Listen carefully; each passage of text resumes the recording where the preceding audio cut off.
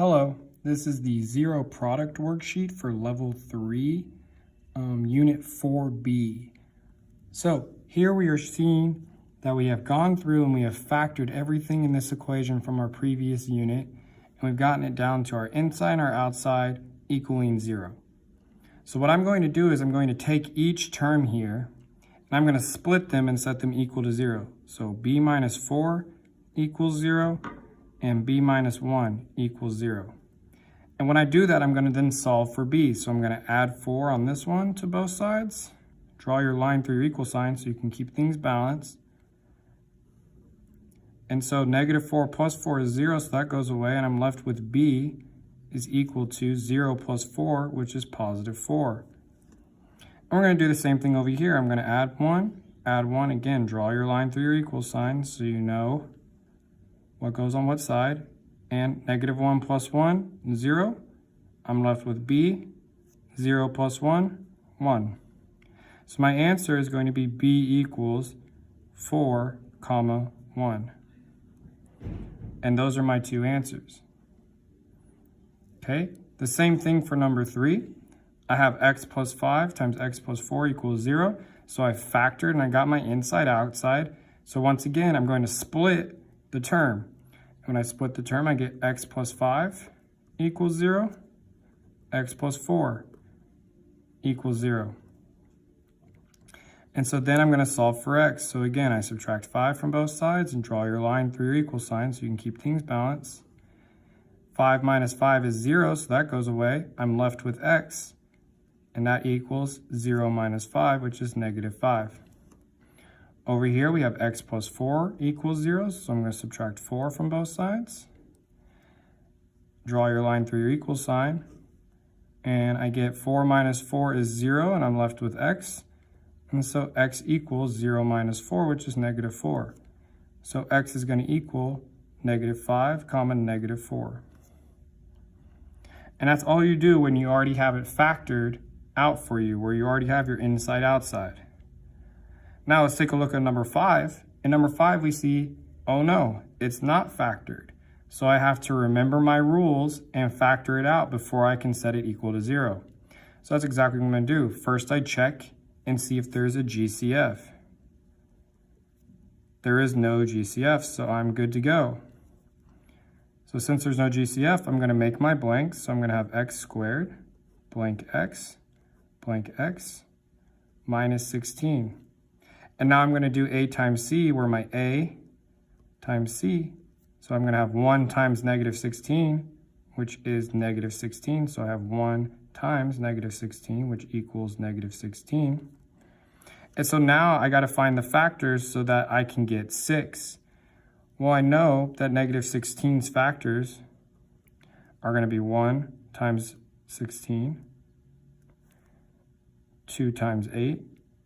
And if I do 2 times 8, I know that if I do negative 2 and 8, I will get 6, so I can stop. And so I'm going to put those in my blanks. I have negative 2 here, positive 8, because negative 2 plus 8 is a positive 6x. Okay? And so now I make my groups. So my first group, I circle. My second group, I circle. So I have x squared minus 2x, and I have 8x minus 16. And so now I need to find the GCF of these. And so the GCF of x squared minus 2x, well, both terms have an x, and neither term can be divided by any number because this is 1 and this is 2. So both terms can be divided by 1. And I can pull out an x from both terms because they both have x's. So my GCF is going to be 1x. And so since there are 2 x's here, x squared, and I pulled 1 out, that means I have 1 left. And 1 divided by 1 is 1. Now I put my minus sign. 2 divided by 1 is 2. And since there was an x here and I pulled it out, I already have x minus 2. Now remember, we rewrite that immediately. So I have x minus 2. And when I rewrite it, I look here and I see I have an 8. And I look here, over here, sorry, and see that I have a 1. What is 8 divided by 1? Well, that is 8. And more particularly, a positive 8. And so then I double check to make sure that's right, because negative 16 divided by 8 is in fact negative 2. So remember, when you pull something out, you have to divide every single term in the parentheses by whatever you pull out. So now I write my inside outside and set it equal to 0. So my inside is x minus 2. And my outside is x plus 8. And I set that all equal to 0. Since I did not have a GCF at the beginning, I can leave that just how it is. And so now I do like what I did above, and I solve for x. So I'm going to have x minus 2 equals 0, and x plus 8 equals 0. And so I add 2 to both sides and make sure I draw my line. And so I'm left with x, because negative 2 plus 2 is 0, and x is going to equal positive 2. And over here, I subtract 8 from both sides. Draw my line so I know where my equal sign goes. And I'm left with x, because 8 minus 8 is 0, and 0 minus 8 is negative 8. So for this problem, x is going to equal 2 comma negative 8. And that's my solution for that problem.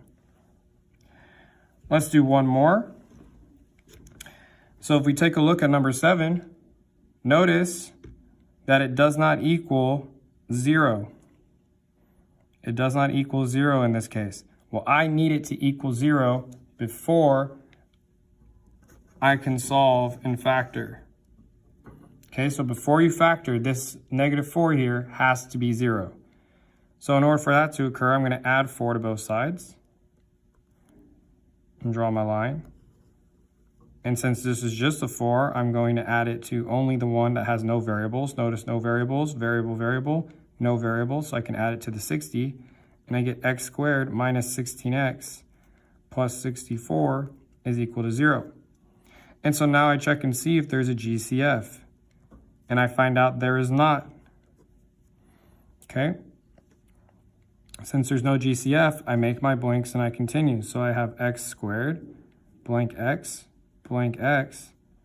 plus 64. And so now I need a negative 16. So when I do a times c, I'm going to get 1 times 64, which is equal to 64.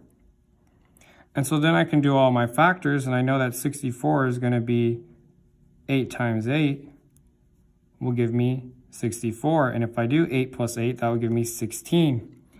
But I need a negative 16. So instead of 8 plus 8, I'm going to do negative 8 minus 8. Because negative 8 minus 8 will give me negative 16. And so now that I've filled in my blanks, I can circle my groups and rewrite them. So I'm going to have x squared minus 8x, and I'm going to have negative 8x plus 64. And so now we find our GCF. Well, in our first group, I have x squared minus 8x. I can only divide both of them by 1, and each one has an x, so I can pull out an x. Okay, well, since I pulled out an x, 1 divided by 1 is 1. Since I had x squared, which is x times x, I can divide it and get x. So I'm going to have an x left. Negative 8 divided by 1 is still negative 8. And since there was an x there and I divide by an x, the x's go away. And so we rewrite it immediately. So x minus 8. And so now I take negative 8 here and I divide by what's in front of the x here. So negative 8 divided by 1 is negative 8. And to double check, 64 divided by negative 8 is negative 8. And so now I write my inside outside from before. So I have my inside and my outside, and my inside is x minus 8. My outside is x minus 8. And so all of that is going to equal 0. And so now I can split these and do the same. But since they are the same inside and outside, I only have to do it once. So x minus 8 is equal to 0. I can add 8 to both sides. Draw your line so you know where your equal sign goes. Negative 8 plus 8 is 0, so I'm left with x equals 0 plus 8, which is 8. So my answer is going to be x equals 8. Okay? Let's do one more just to be on the safe side. And we'll do the last two actually. So number 9. Number 9, I have 3x squared minus 2x equals 0. Well, as we see here, I have no c. And when I have no c, I can go ahead and do something sneaky. So the sneaky thing that we're going to do is we're going to find the GCF of our two terms. Well, the GCF of our two terms, as we see, we have 3x squared minus 2x. Well, none of these numbers I can divide by. The only number I can divide by is 1.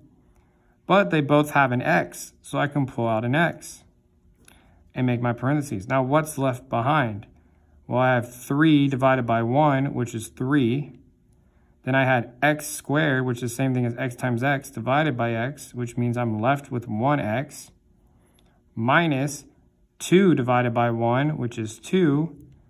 And since I pulled out an x and I had an x here, I just close the parentheses, and that equals 0. Well, now I take my terms because it's all factored out. I'm all done factoring. So I can take my terms and I can set them equal to 0. So I have one term that's x equals 0, and I have another term that's 3x minus 2 equals 0. And so the x equals 0 term is already done. And so now I can solve for 3x minus 2. Well, I got to add 2 to both sides and draw my lines so I know where everything is. And when I add 2, I'm going to be left with 3x is equal to positive 2. And so if 3x is equal to 2, I draw my line again, and I divide both sides by 3 now. And when I do 3 divided by 3, the 3's cancel, and I'm left with just x. And then I have 2 divided by 3, which we can leave it in that way. So x equals 2/3. So my answer is going to be x equals 0, comma, 2/3. And that's it. I'm done with that one. Lastly, number 11. Again, notice I have 3m squared plus 16m equals 12. Well, this 12 is not 0. And remember, in order to do these problems, it has to equal 0. So I'm going to rewrite this by solving. So I have 3m squared plus 16m plus 0 is equal to 12. When I solve that, I'm going to subtract 12 from both sides. And since there's no variable attached to the 12, I'm going to subtract it from just the 0. And so I'm left with 3m squared plus 16m minus 12 is equal to 0. And so now that I have all that, I can check and see if there's a GCF and factor like we did in numbers 5 and 7. And so I'm going to check and see if I can factor this. Well, there is no GCF, so my GCF equals x. And so that means I make my split and make my group. So I'm going to have 3m squared, blank m, minus 12. And so I do a times c, which is going to equal 3 times negative 12, which equals negative 36. And so now my goal is to try and get 16 from that.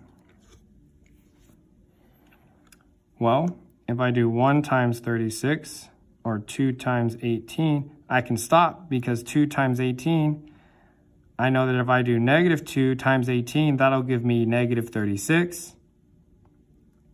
And 18 minus 2 is 16. So I can come in here and put negative 2 and 18, positive 18. So now I'm going to make my groups in circles. So I have 3m squared minus 2m as one group, and positive 18m minus 12 as my second. And so I'm going to rewrite my groups down here. So I have 3m squared minus 2m and 18m minus 12. And so now I found my GCF. So again, I can only divide by 1. M, because they both have m's, so I'm left with 3 divided by 1, which is 3, m squared divided by m, which is just m, minus 2 divided by 1, which is 2, m divided by m, which is just 2. And so I rewrite that immediately, And then I take the number in front of this m and the number in front of this one and divide. So I get 18 divided by 3, which is positive 6. And if I do negative 12 divided by positive 6, I get negative 2. And so I write my in and my out and set it equal to 0. There's no GCF, so I don't have to worry about that. My in was 3m minus 2, and my out was m plus 6. Well, now I split these and I solve for 0. So I'm going to split them over here where I have a little bit more space. So I have 3m minus 2 equals 0, and m plus 6 equals 0. Well, for this first one, I'm going to draw my line. I'm going to add 2 to both sides because we do PEMDAS in reverse. And I'm left with 3m is equal to 2. Well, then I divide both sides by 3. And I'm left with m is equal to 2/3.